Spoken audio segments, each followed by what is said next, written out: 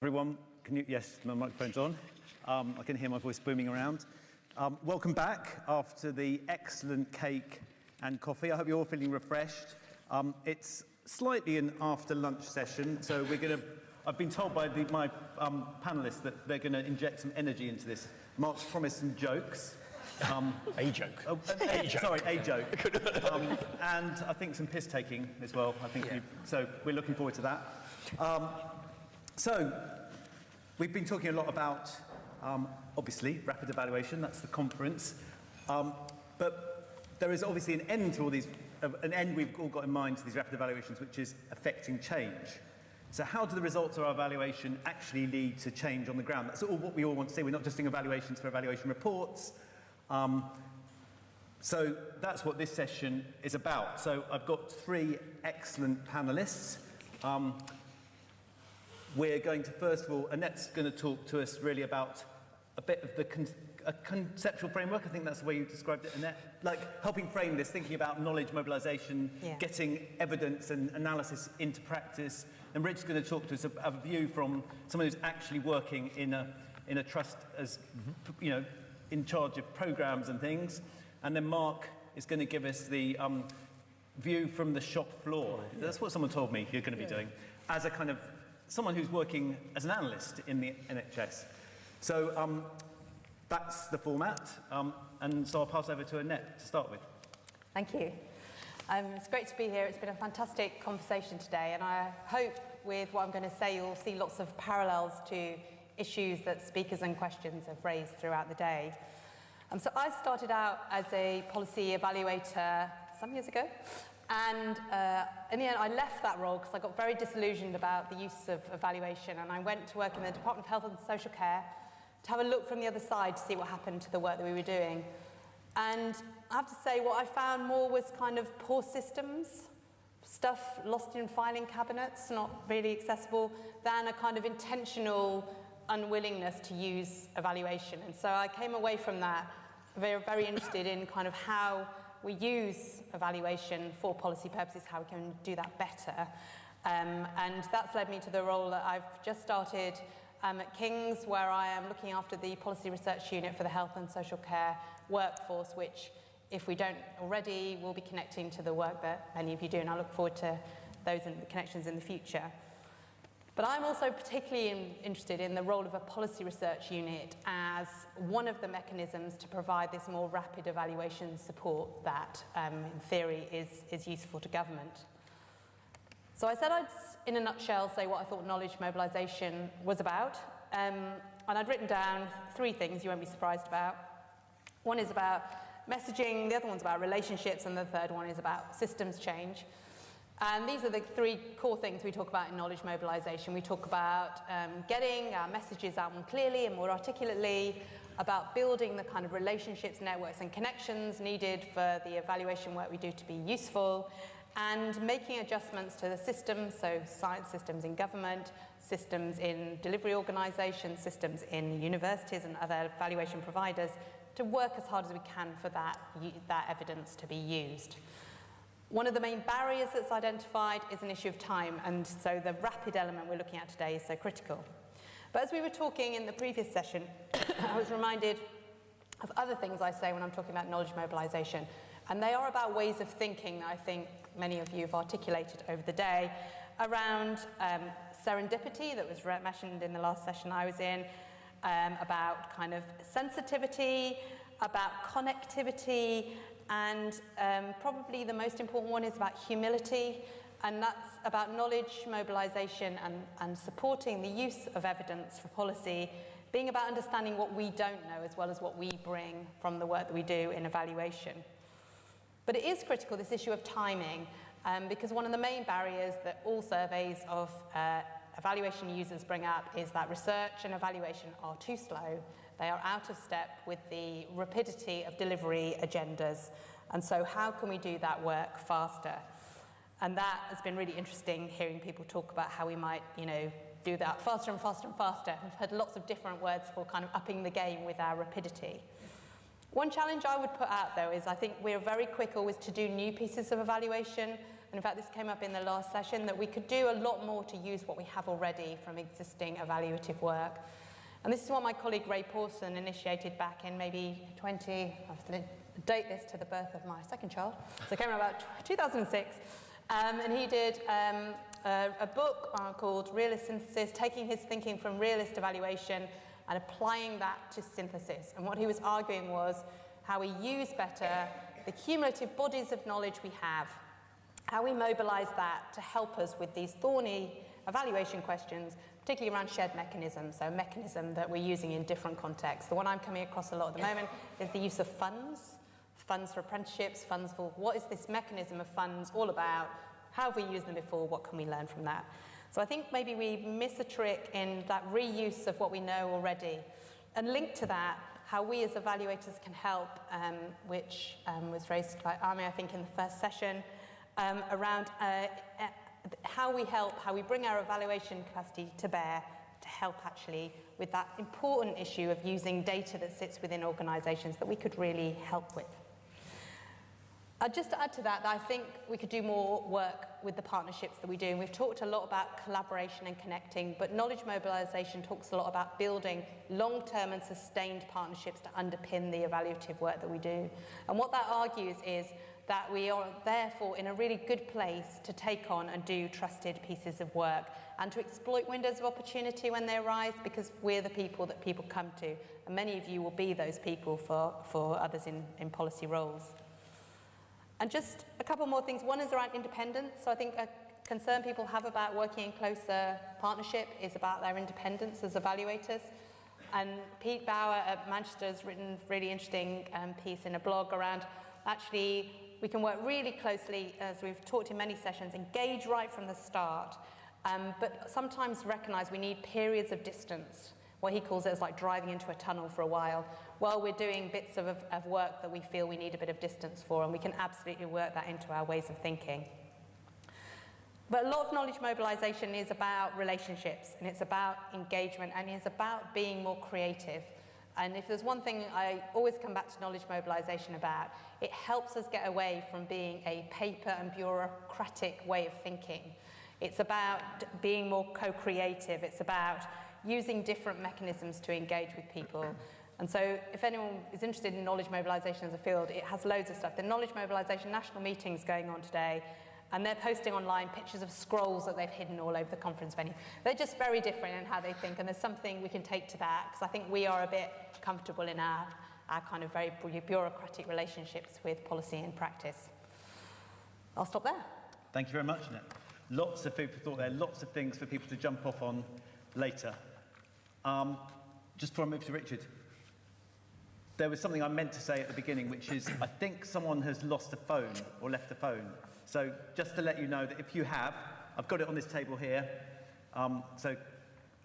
Either come up now if you need it now, or maybe you could get it from me or from the table at the end. Sorry for that brief commercial break. That's okay. Thank you. So following the commercial break, I'm Richard. It's good to have a chance to share some thoughts at the end of what's been, I think, a really, really interesting day. And some of what I had intended to say at the start of the day, I think, picks up some themes that have been shared as we've gone along. In my day job, I'm the Chief Executive of Birmingham Community Healthcare NHS Foundation Trust, which is a bit of a mouthful, but it's one of the largest specialist community health providers in the NHS, serving Birmingham and parts of the wider West Midlands, with all of the challenges of kind of deprivation and diversity that throws up in the communities we work with. We're also leading an integrated care system-wide primary and community care partnership designed to bring to life integrated models of care in neighbourhoods and localities. And that's partly where my interest in this comes from, because we've been looking hard for and thinking carefully about how we might help add to the body of knowledge about what works in that space. And whilst, if you look at the complicated end of medicine, there are randomised controlled trials in abundance about some of the most high-tech interventions we deploy. Finding the evidence base for integrated multidisciplinary teams improving care for people at that very local level is perhaps harder than you might think, or maybe not harder than you might think as folk working in the field. There are 4 things I wanted to offer from that perspective. The first, I guess, is to say that any evidence is better than no evidence. I've read lots of papers which conclude, the evidence is very limited, or it's very low value. Well, okay, I get that, but get it to me, tell me what it says, help me understand its limitations, and we'll make a better decision for having had it, even if the conclusion still needs to be, together we need to do more to build better evidence. So don't let the fact that in no space have we got perfect kind of knowledge prevent us doing something better than we could otherwise have done. I'm a historian by kind of academic training, and of course your evidence is inevitably limited, and the further back you go, the more limited it is, but it doesn't stop us trying to use the evidence we've got to build the best picture we can. So any evidence is better than no evidence from my point of view.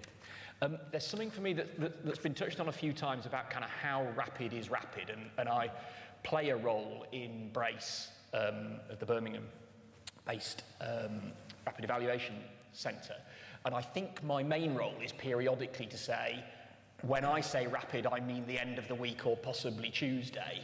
When you say rapid, you seem to mean 6 months. Hence, now that's a cheap shot at my colleagues in the evaluation world, but it's the trade-off, isn't it? If we need something by next Tuesday, then what we'll get is this. If we can wait longer, we'll get this. If we can wait longer still, we'll get this. And I just think the more direct we can all be together about the trade-off, the easier it is to judge what we can expect at what stage and how to fit that into the decision-making timetable, which often doesn't wait. And I guess that would lead me to my third point, which is about kind of something about seizing the moment, and if we're interested in putting a stronger evidence base and a stronger evaluative way of thinking into what we do, then there's a bit about go where the energy is. There's an enormous amount of national focus on productivity at the moment. That's a broad enough term to be bent to many different kinds of pieces of work. There's a lot of interest in integrated care. There's a lot of interest in the relationship between mental and physical health and its impact on work and worklessness, and go for the things where folk are trying to wrestle with it in order to get the attention that the work we're trying to do needs, would be my kind of third bit. So sort of seize the moment, follow the energy. And my fourth point would be something about where this is often most effective from my point of view, is where there's a chance to build some kind of longer-term relationship between a unit involved in rapid evaluation and an organisation delivering services, or a team of people thinking about policy. And someone has to work out how to pay for that, and we've not talked a lot today about who pays, but it is an important question. But where there can be some local relationship, the health service in a particular place and its academic institutions, or its or organisations involved in this, you can get in earlier, you can share ideas sooner, you can build things up as you go, rather than a more episodic model in which someone decides they want a rapid evaluation of something and they stick out a commission, and someone they've never met before arrives and tries to meet their needs. So I would kind of strongly encourage all of us, I guess, to think about how we might build those local institutional partnerships that give us a foundation to take things forward from. So, thank you. Thank you very much. Some common themes there, I think, between the two of you. You mentioned, some of the same things, but in kind of slightly different ways. So now I'm going to turn to Mark. Okay, thanks, Charles. Thank you for inviting me. You've had a lovely day. It's really nice to finish it in Charles's office at the Health Foundation. So I'm Chief Analytical Officer for an ICB, NHS Kent and Medway, and I'm the Chief Analytical Officer for the biggest acute on the patch as well, which is East Kent Hospitals. And I've kind of deliberately kept the role across both, because you get that adrenaline of working in a trust, of needing to know something by Tuesday, but you also have a little bit of time to try and get public health in the room and, be slightly more strategic as well. So it's kind of quite a nice balance. And I also chair a national a group of chief analytical officers like myself as well, which has kind of grown really quickly over the last year or so. So if that's of interest to anyone, just get involved through the AFA website. And it reminded me that I sort of met Charles on occasion. The second time we met, the Health Foundation had sponsored us to write a book which sort of linked to what Fraser was talking about this morning about data and decision makers, which is so important. And it was a really, really good session this morning. And we had a session, we were going to publish a book called something like Data and Decision Makers, How Not to Lose Your Job. And all I did was I kind of went off to a group of friends who are experts in the field to write a kind of, with respect to sort of Bluffer's Guide for Richard, with, you know, a chapter from Annette which says this is what evaluation means. Someone else would talk about this is why you'd use adjusted mortality data as opposed to crude more. So I got a load of experts to kind of write all these chapters, and I thought we'd write it in quite an interesting tone which might engage people. But the Health Foundation have a policy in their communications department which is that you cannot have swear word on every other line. And there was a really interesting meeting where Charles was really sympathetic and just went, we'll give you the money, you can have all of the money, but we just can't publish it. So we went and published it elsewhere. And I'll send you the link on Twitter. I think I'm here to give the kind of shop floor perspective. And I think, if I may, I'll just give you a couple of quick examples of the types of things that we're doing. And I've not been in the NHS. Usually people go, I've been in the NHS my whole life. I haven't. I've been for about 13 or 14 years now. Worked at Dr. Foster before that. Had worked in academia and management consultancy before that. But I think in the 13 years since I joined the Trust, I've been involved in one evaluation. So I'll let that moment just pause. And we actually wrote up a proper evaluation, and I think it was a good evaluation, and it proved benefit, and it saved money. But the fact that we actually wrote it up, we won a whole load of awards, because people just don't do evaluation very often, and if they do, they don't write it up. And in that kind of pace of working in a trust, you just don't see the evaluation very often. So that was kind of interesting. During COVID, you literally couldn't wait till Tuesday because we were streaming in, is it going to be red and blue streams of patients. We realised that if NHS Digital would release the COVID test that Richard had done yesterday, when he appeared in my trust at the beginning of COVID, and it took me over a day to do it, to get the COVID result back, that's quite a long time. That's plenty of time for him to infect Annette and Charles. So I thought, hang on, let's just phone NHS Digital. We could receive that data in real time, stand up a system, publish it in ED. I've got software developers ready to go, so that as he walked through the door, we could go left for you, left for you, Richard, right for you, Charles. And it escalated into this horrendous argument on Twitter and through the HSJ, where people who are much, much more senior than me were saying, you need to wind your neck in now because you're embarrassing NHS Digital. But you then get someone much, much more senior phoning you saying, what you're doing is fantastic, but we can't come out and criticise NHS Digital. And that we evaluated actually relatively quickly, and we proved it and we published it online. And I have an issue with a kind of, I think you call it knowledge mobilisation, which is a lovely academic phrase. And often, and we're awful in NHS England at doing it, we then hide it all. So we create NHS Futures and make you have to have a password to get into it, when you could just publish it on the internet. There's a thing called the internet and there's a thing called Google. You'll get to it. We've figured all this stuff out already. You know, there's Facebook and Twitter, and there are search mechanisms, but we've got this little bit of evidence and we hide it in an academic journal that no one ever looks at. So that was a couple of examples. In COVID, as you'll remember, in the first few weeks, the headline every Sunday was the risk of domestic abuse during lockdown. So we were approached by the police who, and I'll speak in sort of crude language, have got a file of men who hit women. I've got a file of women who get hit by men. And the IG of that, as you would imagine, is relatively sensitive. But because of coping notices and what was going on with COVID, we were allowed to really quickly make an ethical, moral argument to link those two data sets together and evaluate the effectiveness of building a statistical model to predict when domestic abuse might occur.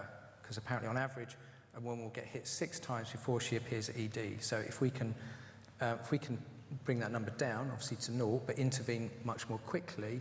And that sort of rapid stuff we really learned during COVID, much more, the pace of it, as awful as everything was, the pace of it was really refreshing because we were able to just get through IG conversations that probably, you know, tied you up in knots for ages. Academics were working in a completely different way. It was really refreshing, and I don't think we should lose that as we kind of come out of COVID the other side. And one of the gripes I have a little bit, and I think today's been really interesting listening, because I've felt one of the messages has been, I'll pull out selfishly, academics saying we need to get on the pitch, because I feel like I've been saying for 10, get on the pitch. You know, the HSNs were set up to have industry, academia and the NHS working much better together, creating better work in broad strokes, and until they all disappeared off into different things. We'll do a bit of evaluation, you do a bit. But in broad strokes, I work in Canterbury. There's 2 universities, University of Canterbury, Christchurch, on opposite sides of the road. I'm thinking, I've got loads and loads of data and loads of wicked problems. You've got a load of brain boxes and computers bigger than mine. There must be a marriage in there somewhere.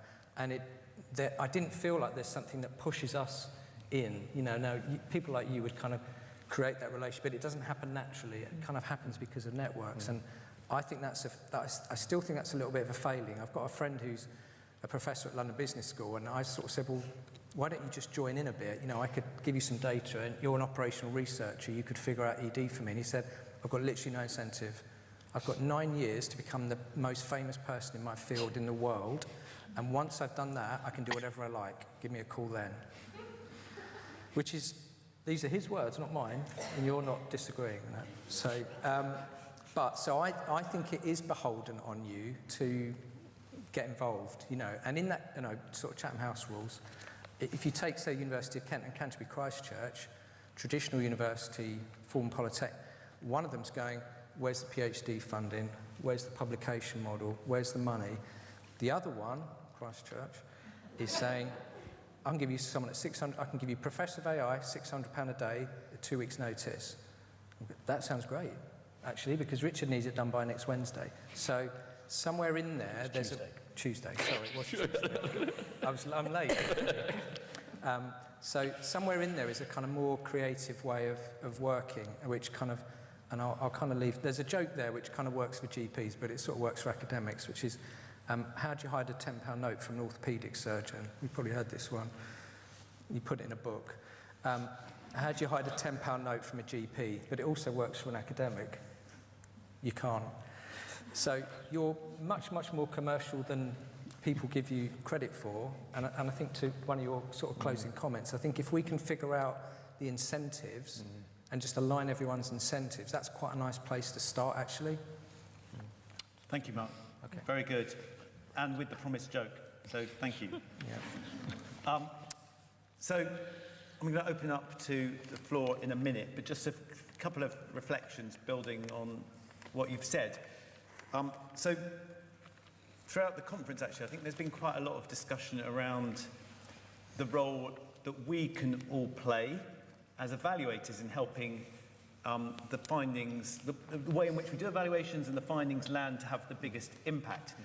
But I'm also thinking about whether there are things, you know, there are obviously some things which are outside of control. And to me, there's an element there in thinking about which kinds of things do we work on. So there was a thing about seizing the moment, seizing the right kinds of projects in terms of the things which are salient, so productivity, for example.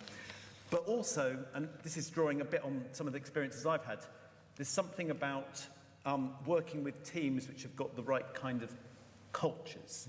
So, you know, a team which just wants you to prove something is much harder to work with, because actually if you can't prove that, that won't go down very well. So I just wondered if you've got any thoughts on that, and what role as evaluators we might have, or the evaluation community might have in thinking about who we might work with. We're a scarce resource, that's why I'm saying this, not because I'm thinking we need to pick and choose. Well, we do, but only because we've got a scarce resource, and if we want to use it for the most impact, we probably should be thinking about where can we get the most value, including where is it most likely to affect change. So I just wondered if you've got any thoughts on what might be the kind of things that as evaluators we might look for in terms of thinking about the kinds of things we might want to work on, particularly in terms of the kind of cultures of the teams? The first thing I'd say is I think it's actually really hard to know what you choose that's going to be impactful. Because policy changes all the time, relationships change, people move on. So although I think it's quite nice to have the idea of something you might think through around that, I think that process of spotting where to put your energy is really, really difficult. Okay, Yeah. Thank you, Annette. Yeah, I mean, a couple of quick thoughts. I mean, it speaks a little bit to the who's paying point, I think, in the sense if you're bringing some independence of funding, you've more choice over who you work for and who you don't. If you're dependent on people to commission you, then obviously there's a conversation to have when you're being commissioned. I think there's an interesting thing though about is the interest in changing policy or is the interest in changing delivery? Now, I probably would argue this from where I sit, leading an organisation that runs services. I think there's more chance to have more impact working there than there is trying to shift politics and government. Not least because you can sometimes shift policy without shifting anything beneath policy. And my apologies to those of you who work in that world in saying that. But and maybe the integrated care system is the helpful middle level, and maybe some of the AHSN ARC style networks that go with it are the place to try to plug in, but I hope they might be. Yeah, I mean, I think, and I was chatting to a colleague over lunch about what's odd in the NHS is that different people are not able to achieve the same thing everywhere. So some people might have a very forward-thinking view of information governance, for example, and in another part of the country it might be much more restrictive. So I think to answer your question, I would try and pick those people that are leading the way and pushing a bit. And the conversation we had specifically about IG was that if a few of us get together, there's sort of safety in numbers. So things like having a Chief Analytical Officers Network is useful because we can, literally design a logo and have a badge and become a kind of lobby group for taking important stands on issues that we think. So, and two big examples at the moment would be what's going to happen with the Federated Data Platform, what's going to happen with the secure data environment. If it's just phrase or I'm mouthing off on Twitter, it's lost. But if you've got a group of people that come together and give a considered view, you can actually push things forward. So you might pick people who you think are, taking, ambitious approaches to data linkage or use of AI or whatever it is. I think you'd find naturally more interesting projects anyway, because I think there might be a risk in what you're doing as an evaluation community of going to places where you get a bit stuck and you get told, this is really political, you need to give me the right answer and so on. So you need to be able to spot the areas where you're going to be allowed to express yourself, by working with people who are brave and bold. And that might be a chief exec giving you fire cover or a group of professionals or whatever it is, I think. Okay, thank you, Mark. Annette, you gave a good answer, but saying that it's quite difficult. I'm going to just try a different version of that question. Okay, go on then. Which is, so maybe it's not really about picking and choosing which ones, because you said that's quite difficult. And you did talk about some of these things, I think, when you gave your conceptual framework, but what should evaluators be doing to make it easier to land things? So Lucy earlier was talking about getting people to if there's a program that you think might not be working, getting them to articulate in their own words why that might not be working. And you made some really good points about the relationships being critical, but how do you think you can best work with people to try to get them into the space where they're learning and not defensive about things? Like, are there any kind of tips there? Yeah, and I think we've all touched on this idea of building these longer term, more kind of equal partnerships to underpin evaluation, so that you're entering into a kind of long-term relationship and you're understanding better each other's worlds and where you're coming from. So I just spent a few years in the Government Office for Science, and it was a real eye-opener into the kind of real pressures that, very different pressures that people experience within kind of analytical roles in government to the pressures I experienced within a university. So I think that's really important. There are other things that I mean, we did a big programme of work called Better Government for Older People for the Cabinet Office back in just short of 2000. And when we did that work, we got to the end and the Cabinet Office said to us, this is all very interesting, but how much does it cost to do all this? And no one had ever, we hadn't had a conversation about what kind of evaluation data they were going to need at the end of the day. We hadn't done any economic evaluation. We didn't have an economist. And we hadn't really had the conversation about, well, what is it you're going to need to know down the line? So a really important element of that. And that's not a half an hour discussion, is it? It's a really complex discussion. I do agree very much that I think theories of change are a really interesting way of helping people articulate what they think a policy is going to achieve. As many people have mentioned, it doesn't stop ridiculous things happening, but I think it does sometimes cut them off a bit short, and it does at least articulate what it is that's going on in people's heads in terms of what a policy might be trying to achieve and where it, how it thinks it's going to get there. So I think those are some of the tools that we have to help us do this kind of work. Great, thank you very much. Okay, so I'm going to see if there are any questions from you guys now. So I think there's a roving mic, so if you want to put your hands up if you've got a question.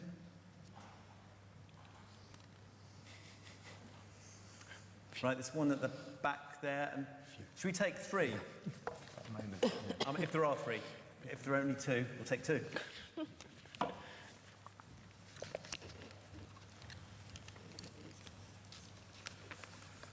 Can you hear me? Oh, God. Very loud. Yeah, very clearly. Thanks, Charles. I guess my question is probably more for Richard and Mark, but good to hear Annette's view as well. I mean, the topic about rapid evaluation to rapid change, you know, even if you do evaluate something and you plan it carefully, you're relatively clear of what the outcomes are from that and what the benefits should be. There is that key bit where you go from evaluation to change where a decision maker or multiple decision makers are involved. So I guess my question is, what do you decision makers like yourselves need to see to convince you that this evaluation should be taken to the next step to actually become part of the change? Because you know, you'll be presented with so many different things, and some will say this is really strong or this is less strong. But you see the context in which you're trying to deliver this. Richard mentioned things like, you know, the challenges that systems face overall. So just to get your sense on, you know, that, I don't want to use the word threshold because then we're going to talk about how do you define that, but what's the key point you think where an evaluation goes from being something that's just evaluated to, okay, we should be using this to inform change now? Okay, should we just, is there another question? If there's a pair, we'll just take those because then we can address both of them, probably. Hi, my name's Ruth. I work in the ICB in the Southwest. Just wanted to be a little bit controversial and put the question to the room of, do you think we over-intellectualise evaluation and we need to empower others? Things like theory of change are quite straightforward. So that's one thing. And just one for Mark around, I'm working a lot on inclusion health, and NHS England's put out a framework around people experiencing the most extreme inequalities, and a lot of those people aren't in our data sets. How do you feel about that in terms of other kinds of evaluation we need to be doing those groups, or is it really about improving our existing data? Thanks. Okay, thanks, Ruth. I think after asking a rapid evaluation conference about whether we over-intellectualise evaluation, is you might, I'm interested to see what answer we'll get actually on that one. So a question from Devon, I think, about the kind of thresholds, particularly directed to you two, and then one about, like, are we, you know, how much do we overthink or over-intellectualise this? And then Mark, I think there was one on inclusion health for you. Yeah. So maybe you want to go first, Mark. I can do. I'll touch on the first one first, if that's all right. Yep. And then I'll go through. The convincing one, I think, is a really interesting question. So during another COVID example, so we centralised stroke services in 10 days. So we got 5 sites across East Kent, and we just put it all in Canterbury in 10 days because we were allowed to. And to answer your question, I think we had a series of clinicians in a room, and this is who were happy that it was the right thing to do. So we had a hypothesis, we centralised, we evaluated it quickly, and we proved a step change on the kind of SPC chart around mortality with a load of assumptions about clinical adjacencies that we could make. But to answer your question, I think it was around, I felt, and Richard would have a lot of these conversations, you'd have a group of clinicians and go, I think this seems like a sensible thing to do. And that leads us into awkward conversations now about, you know, where we're going to site thrombectomy and could we centralise other services and so on, because any conversation about services and where they're offered becomes political really, really quickly, you know. So we would all probably think there's probably too many hospital sites in the country. None of them are going to close particularly quickly, and more will probably open. But there's a really key strength for evaluation in kind of making that data, making that conversation less aggressive and politicised by kind of giving the evaluation data into it. So I think for us it was having a series of clinicians who were lined up going, I'm completely happy with this. Shall I wait for the others, or shall I go through and do the other? Why don't you do the other one? So the inclusion bit's really interesting. We're talking to a GP at the moment. We have a big traveller population in East Kent. That data is not recorded very well. It should be. There are ethnicity codes for it. People can't be bothered to say to people, can you pick your ethnicity? They just put down white other. So we've started using a technique called Origins, where we're name profiling. I did an NHSE webinar on this a couple of weeks ago where I said Eastern European doesn't equal Polish, because people assume all these young pregnant mums coming in from Eastern Europe are Polish, because 10 years ago there was a story of loads of Polish people arriving and, you know, Polish supermarkets opening. Where we live, they are now Slovak, Ukrainian, Ukrainian, and so on.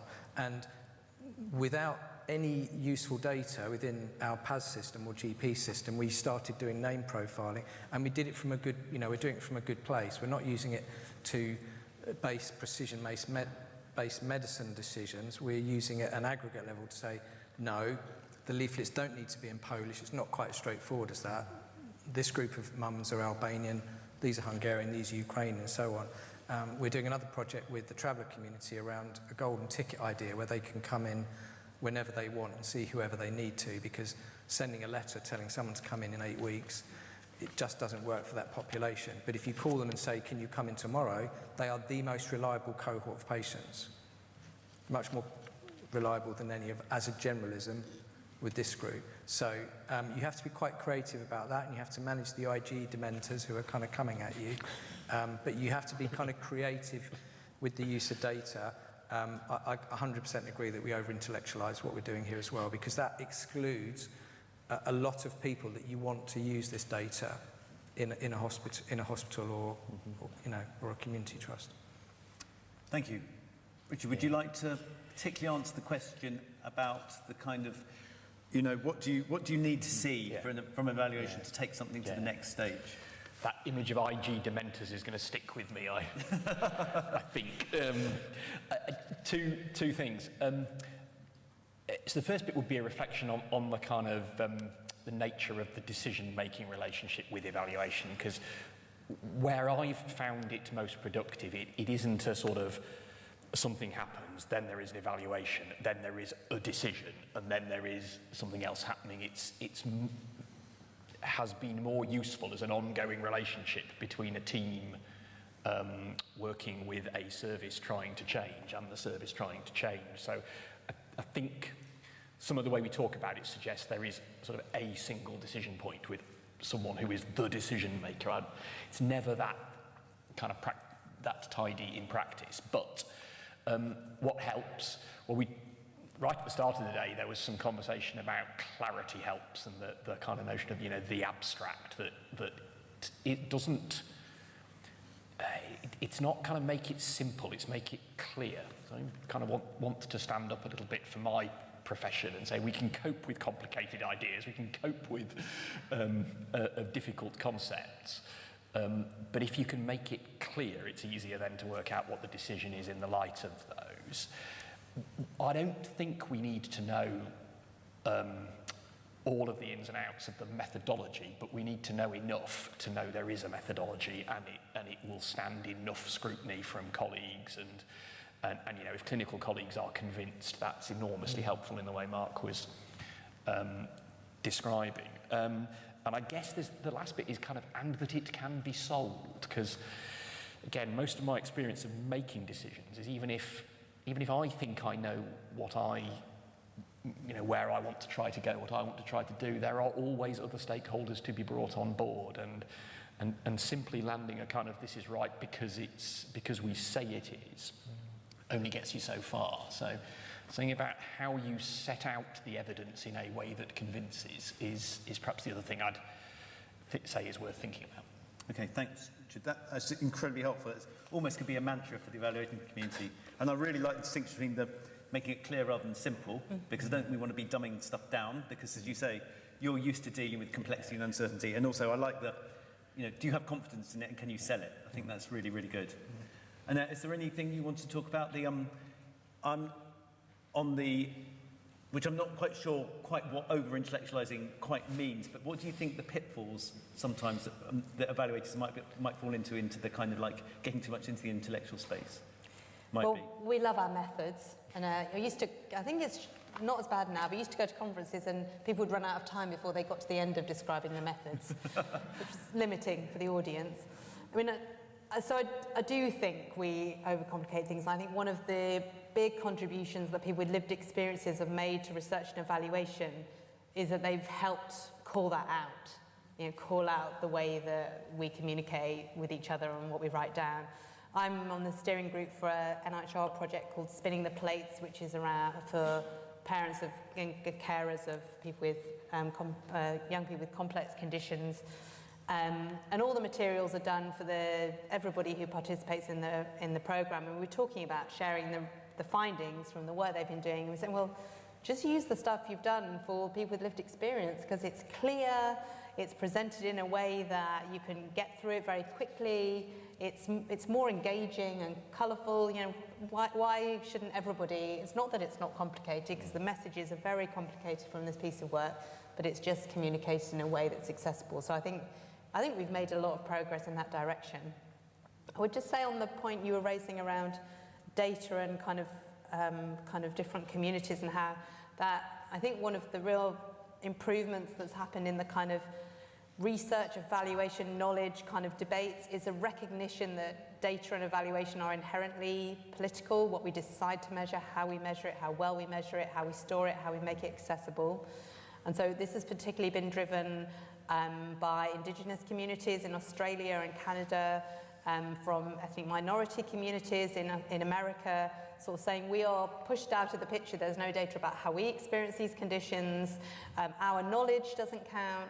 And so I think there's been a real revisiting of what we count as evidence and also what we measure, and to be really kind of cognizant of that when we're doing this. We don't not have the data because people have been withholding it. Sometimes we haven't been asking, we haven't been making the kind of effort that Mark was describing to find out what we need to deliver services well.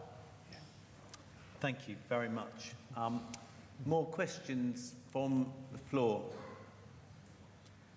One over here and one over here, I think.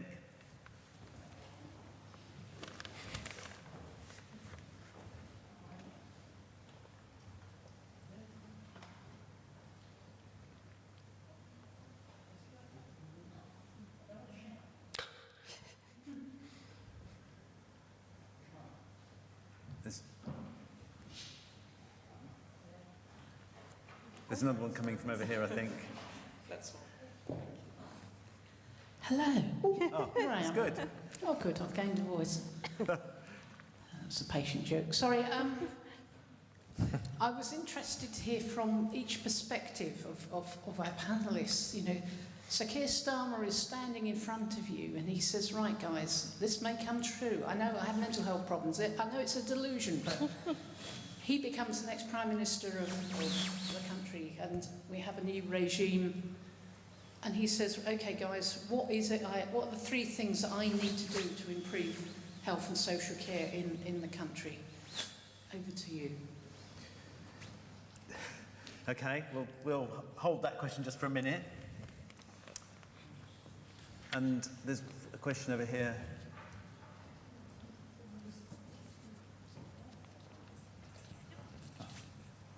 Hi, hello, I'm Raj Mehta and I'm a public contributor on Reset. My question is really, can you help me understand how evaluation team or evaluators pass on to the implementation team knowledge that's not on that paper that they're actually published? And if you have to take some actions, how would you actually go about getting that knowledge so it is most efficiently done?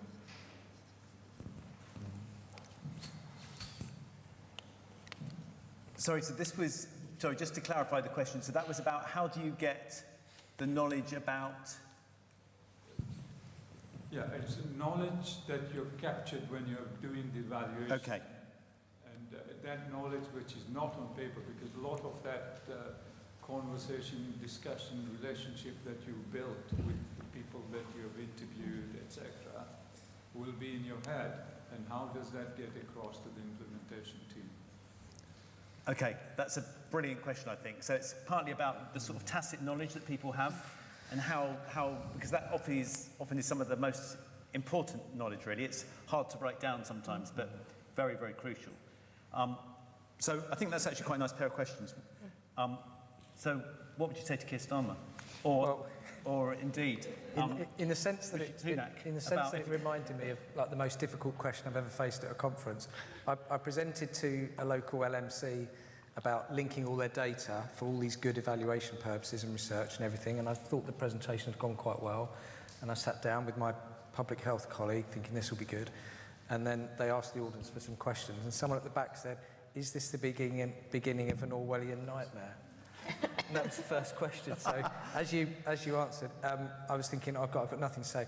The only thing I would say is I still don't feel as though the incentives around commissioning are lined up, and I don't want another reorganisation, but I would want a more incentivised set of commissioning decisions to be made. So, you know, I work in an acute hospital, Rich Wexton community. You know, we would potentially argue about, you know, well, this patient's ready, why don't you say, well, I don't want that, well, they're not quite up for us, and so on. And then you've kind of got social care and so on. It doesn't feel, and we talk about it, but it still doesn't feel like those incentives are quite lined up. So I think it's not, don't reorganise it again, whether they're CCGs or ICBs or STBs, I don't really care. The hospital's the hospital because someone will come off a motorbike tonight, so figure out the other stuff, and for me that's aligning incentives around commissioning, I think. Okay, you two, interested in your views. We might want to answer Sir Keir Starmer in an evaluation way. He might say, I'm going to be wanting to do these 3 big programmes. What role should evaluation play? We might want to answer that question instead. Cool. We might. So I think I would try and say 2 things to whoever the next Prime Minister is as a kind of good public servant. I'll avoid a kind of party political answer. And part of what I said builds a bit on Mark's point. I think the key to the next phase lies in kind of integrated health and care in the neighbourhoods. I think it's that public health preventative model, because the NHS can continue to try and make people well again as much as people are willing to pay us to do. But unless we put our shoulder to the wheel with wider government on helping people stay well, eventually we will run out of money to keep putting people well again. The evaluation bit is, I suspect it isn't one great big policy change that makes that happen. I suspect it's a whole series of different things from different parts of the NHS and government and social care and maybe building in a let's try something, let's evaluate it, let's learn from that, let's adapt it, let's try something else model may help us get there faster than somebody trying to develop a single policy that solves the problem. Annette?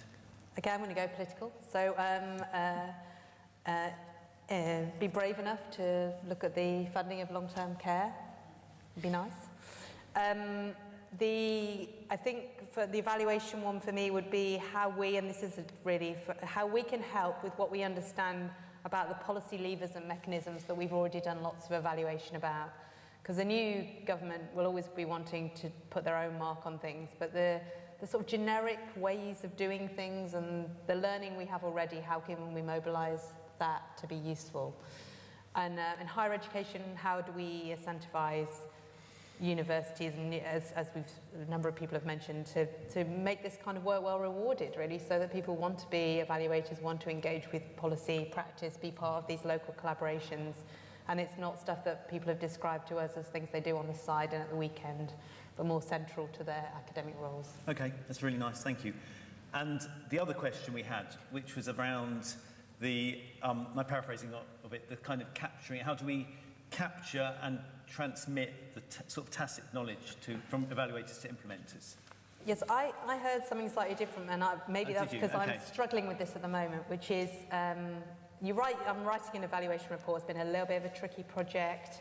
It's quite difficult relationships, a bit of a disaster in terms of outcomes. So we're not recording this, are we? What a me. So say, and it's all going very well. So this is back to your point. So then you write the evaluation report, you capture as much of that as you can. But what about that other learning, the learning that you'd want to speak to and have a dialogue around? And I think if you've got the relationships and the trust there, you can have those conversations. They're a difficult conversation. We've already talked about difficult conversations in this work. But if that was a bit more explicitly part of the work that we did and we had a bit more training and support to do it, I think that how you actually communicate some of those things about if you were going to do this again, what you did differently, how we deal sensitively with the kind of work that people have put into things that haven't worked very well and that they have a lot of ownership of, and that if seeing that as part of our role, that would absolutely be in dialogue and would never be in the final report. Yeah. So I think it is about the work we do around the kind of formal documented part of an evaluation that does sometimes get smoothed out in the kind of published narrative, but it doesn't mean it should get lost because it's probably the most important bit. Yeah, okay. So I concede that interpretation of the question, which I think you're absolutely right on. And we see it all the time, don't we? Yeah. Where the evaluation report, if you're kind of used to this, you can read between the lines, but it does take quite a lot sometimes of doing that, and it's not as clear as having the conversation with someone. No, definitely. Yeah. Any other reflections? Mark, you've probably experienced this kind of thing. Yeah, selfishly, I've interpreted that in a slightly different way to make a technical point. And I think from the Goldacre review that came out around the work that we do, that the message I took from Ben Goldacre was that you as an evaluator or an analyst or whoever, you have to proactively share your learning. And we definitely don't do that at any sort of scale. And there's lots of little projects coming, like use of things like open source and GitHub and reproducible analytical pipelines and so on. But I think, I still think it works for that question. I think the thing I'm trying to get to my team and the sort of team across Kent and Medway is we have to proactively share everything that we've learned. So not keep some back, not leave some for interpretation, not do an analysis in a certain way that someone couldn't recreate because we've done it in a kind of black box way, but to be really open in your evaluation about your methods, how you've done the data, all of that. And I still don't feel like that still feels relatively new, doesn't it, I think? That kind of model of you have to proactively share what you do. There's still this, and it's back to the sort of being flippant about the sort of academic, you're set up in such a way that you have to almost create IP each time, and you feel like you're competing sometimes for funding, publication, and so on, which, it doesn't sound positive. So what can we do so that people are more, sharing more the whole time, I think? Richard, did you have anything you want to say about this, just in terms of there's a programme perhaps that you've commissioned for an evaluation of. How do you get the kind of the stuff which isn't in the evaluation report? Yeah.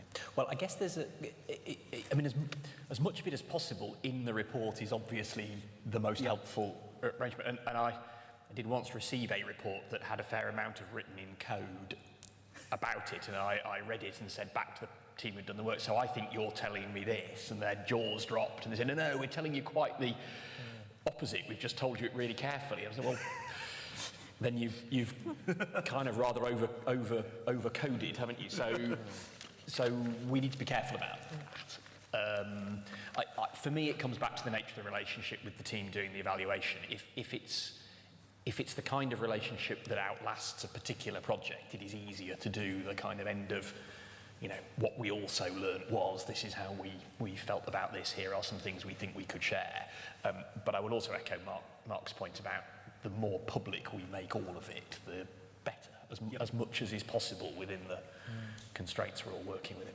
Yeah, okay, thanks. Yeah, and I think, as you said, relationship is key here, because lots of that coding comes from, we don't want to upset anything. And actually, but I think having a more mature response to evaluations and thinking if you take the view that he's about learning, then, actually, I think having it, more of it in the report is better, something to aim for, but it's never going to be the entirety of it. And if I might, I think, because from where I sit, where evaluation is more about, we're trying to run services in this way, how do we best do it? You're not talking about a stop-go decision as a consequence of an evaluation. You're talking about a change what we're doing decision in the light of it. That might be different in other places where it's, will policy X continue, yes or no, but that's often not my experience. Okay, thank you. Any other questions? Excellent. Couple of hands towards the back. Paul, is that your hand I can see? Thank you. Paul Mason, I'm Head of Evaluation at the Strategy Unit.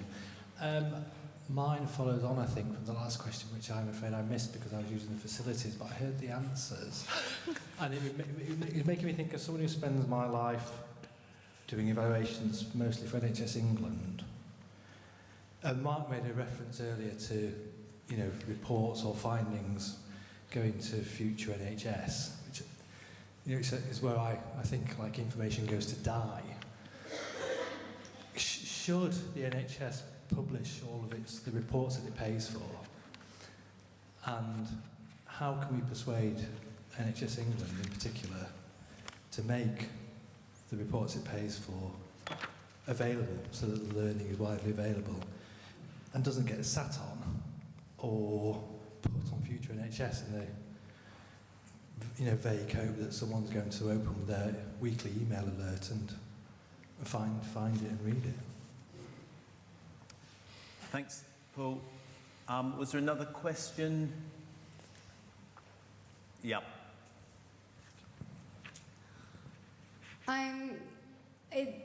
The focus seems to be, which makes a lot of sense, that there's a heavy emphasis on kind of the relationship, the kind of stakeholder building, but the language surrounding that is sort of this reactive or reflective to the needs and desires of commissioning bodies or those stakeholders.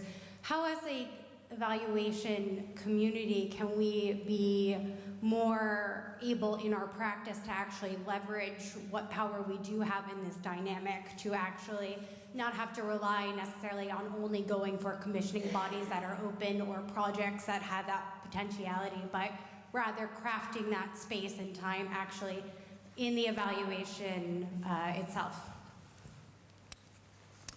Okay, thank you very much. So a couple of questions there. Who would like to go first? Mark? I'm happy to. I'll take the first one first. We started a charity which the Health Foundation put some money into, which is great, called Open Data Saves Lives, and we just published everything on the internet. So I agree with what you're kind of alluding to. Why wouldn't you just publish more widely and aggressively? I still think, unfortunately, we're in an era where you find one trust that's done something really well. You might find it by coincidence because you've been to a conference and think, oh my God, I was just about to start that, and they've already cracked it, or they've done a really interesting piece of work. It still doesn't feel easy to find, whether it's NICE doing it or NHS England or whomever. So just publish it all and proactively, aggressively publish it would be my view. Do you want me to answer the second one while I'm talking? Yep. The second one, I'll just answer in a kind of quite informal way. So the relationships that we've created locally have been simply by just going and talking to people. And, you know, I know that we run master's programs at the university, so I find out when they're meeting and the module that they're talking about, and I stand up and say, you should come and work in the NHS. It's great. You've got a pretty good pension, you've got flexible working, you're always going to have more demand than you will ever need. You know, my best friend from school went and took a really highly paid job in a record company.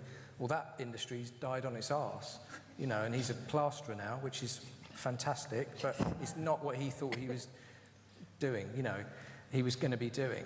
There will always be more customers than we'll ever need. So if you come out of the private sector where you're constantly trying to find new customers, come work in the NHS, because there'll always be too many of them.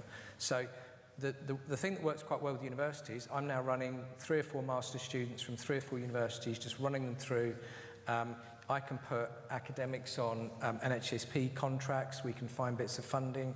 You don't have to do everything through these very traditional straight routes. There's absolutely a role for, you know, things like NIHR and so, but I would literally just go and have a coffee and you'll find the person and you'll find a little bit of money, or you'll get the ear of the chief exec. Just be much more creative. Don't look for the traditional way of doing these things all the time, would be my view. Because we've had to do that the other way. You know, I've just gone and banged on doors in universities until I've found the person that's running the course that is interesting to me to recruit people from. But that's just legwork, but it's really simple, informal stuff. Thanks, Mark. Annette, I'm going to go to you next, just to Just mix quite up the order. blinded by the scary image of you running around universities knocking on people's doors. No, literally. At least I know no one's ever there, so it's all right. I think it's a really important point about resetting the power, and I hope that I feel there's a lot of promise in the kind of more partnership-based work that's being funded at the moment for people doing evaluation, people doing policy and practice work to be part of more equal partnerships where we are having these conversations. I know a colleague who runs the Policy and Innovation Research Unit up at London School of Hygiene, and he said, you know, he often sits down and the policy team at Department of Health and Social Care say, we want to do this, and he can say, don't do that. We've done that for you before. You know, that's the dialogue, and it's having that dialogue right at the start, as someone mentioned earlier. With regard to publishing stuff, I mean, I absolutely think that is critical. I'm actually a bit surprised that it's not happening and things aren't accessible. And we did a bit of work with NIHR about what it had in its portfolio to help other government departments answer its health-related questions. So Ministry of Justice and the Home Office around kind of the health of prisoners, schools around mental health of young people, transport around kind of the environmental health. None of those departments had money to spend on research. We have in health and increasingly social care money to spend on research, and that research, other departments are crying out to have kind of access to that. So I think we have a responsibility to share that money that public has been invested in with all the kind of potential people who might use it. So yeah, I absolutely think that's really important. Yeah, and maybe that's one of the things we could say to Sir Keir Starmer, which is NHS England should publish the evaluations that it commissions.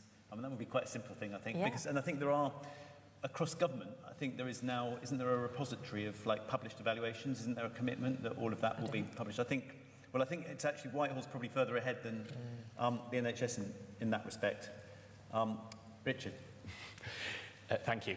I mean, my answer to the publication question would be, I mean, in principle, why wouldn't we want as much of the properly done work that's available to be available as widely as possible? I guess in a kind of political system, NHS England have to wrestle with some constraints that are above my pay grade in that regard. But the kind of principle for me would be kind of the more open we are about the work that's being done, the better for everybody.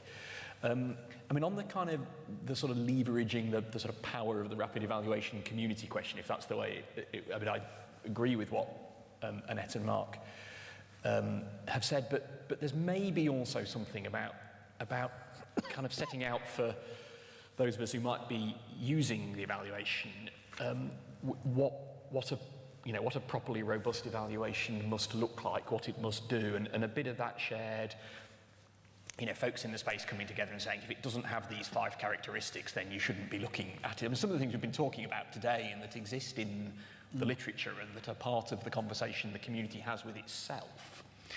But only really struck me when I put a relatively small toe in the water via Brace. So if you're thinking about an evaluation and you want to spend money on it, you shouldn't spend money on it unless. Yeah. And there could be some initiative that folks in this room could take in that regard, I think. Yeah, okay. That's actually a really, really nice place to end, actually. And it did make me think, actually, that last question about the resetting relationship, this power, was something which I was sort of reflecting on right at the beginning, and I was thinking about asking it, which was, it comes back to the whole of this rapid evaluation. What I hear, and actually I've been a great proponent of rapid evaluation for as long as I've worked in it, but what I hear sometimes is evaluators are bending over backwards to meet what might sometimes be slightly unreasonable demands, and that sometimes actually having a bit of space between something happening and a decision being made might be good, and encouraging people in the system to create a bit more space between that might be not a bad thing, because I do think sometimes the pace of decision making is too quick, and when you look back at the whole stream of things, which decisions are made quickly and they just haven't worked, or 10 years later they just didn't work. Perhaps there could be some value in us as evaluators pushing back a bit more, and that not just on the timing but also the approach. So setting up a program which is evaluable, because some programs are just not set up. I think someone was reminding me the other day of this very first conference here. There was a big discussion, the whole stream about rapid cycle evaluation. This idea of doing small cycles, having a change, doing a rapid evaluation of that, feeding the results back. So many programs could be set up like that, but actually aren't set up in that way. So I do think the role we play in helping programs themselves be designed well, including when decisions are making, is very important for us. So on that note, I just want to end this session. Thank you very, very much to our excellent panelists. If you can all join me in a round of applause.